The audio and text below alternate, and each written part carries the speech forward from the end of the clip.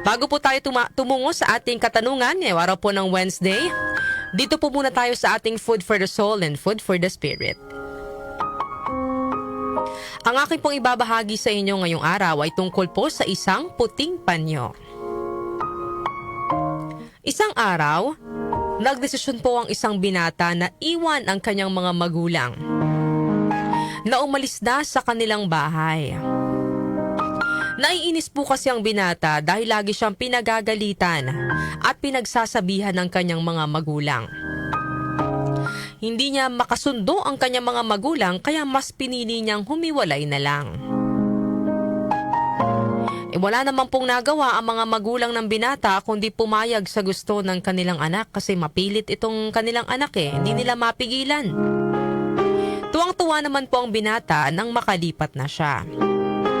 Wala nang maingay, wala nang sisita at magbubunga nga sa kanya. Pero makalipas ang ilang araw ay doon na niya naranasan ang hirap ng mag-isa. Wala nang pagkain na nakahain pagkagising niya sa umaga. Wala nang naglalaban ng mga damit niya. Yung mga bills na hindi naman niya inaalala dati, hindi naman niya pinoproblema, ngayon pinoproblema na niya ngayon. Dahil po dito, gusto na ng binata na bumalik sa kanilang bahay. Pero dahil nahihiya siya sa kanyang mga magulang, ay hindi siya agad bumalik. At sa halip ay gumawa siya ng liham at iniwan niya ito sa harap ng kanilang bahay.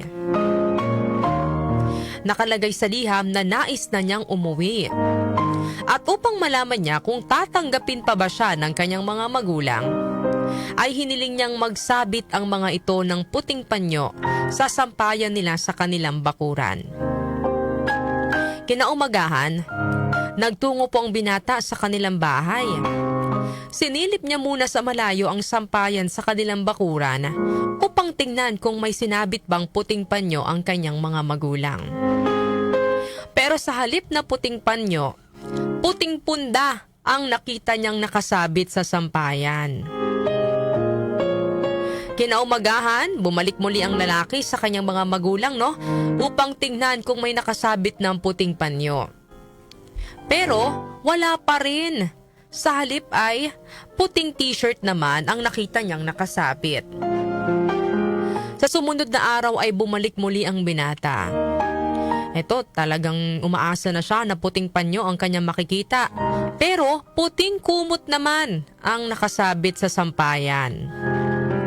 Ganon din ang sumunod na araw, puting tablecloth naman ang nakasampay.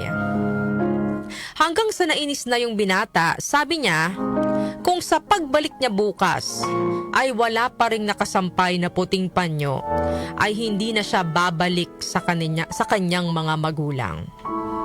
Kinaumagahan, bumungad sa kanya sa sampayan ang puting punda, puting t-shirt, puting kumot, at puting tablecloth.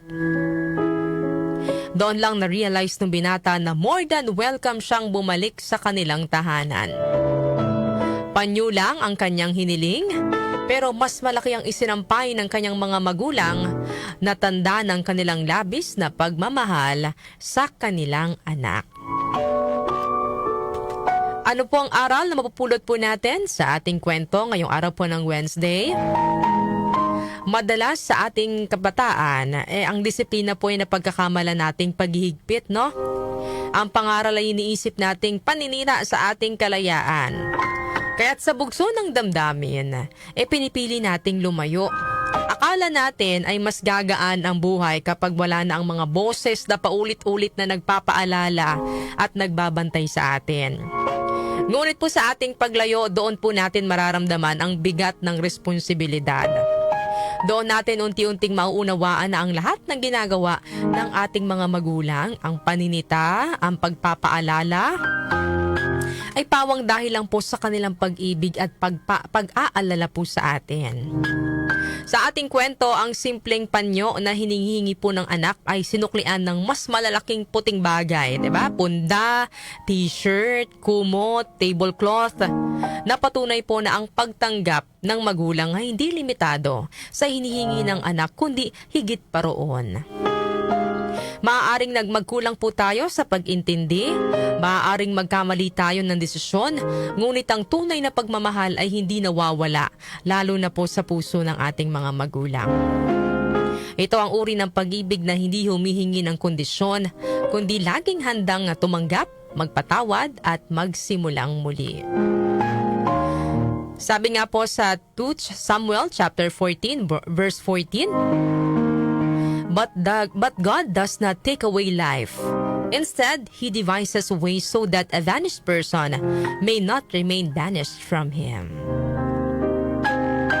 Yan po ang ating food for the soul and food for the spirit ngayong araw po ng Wednesday.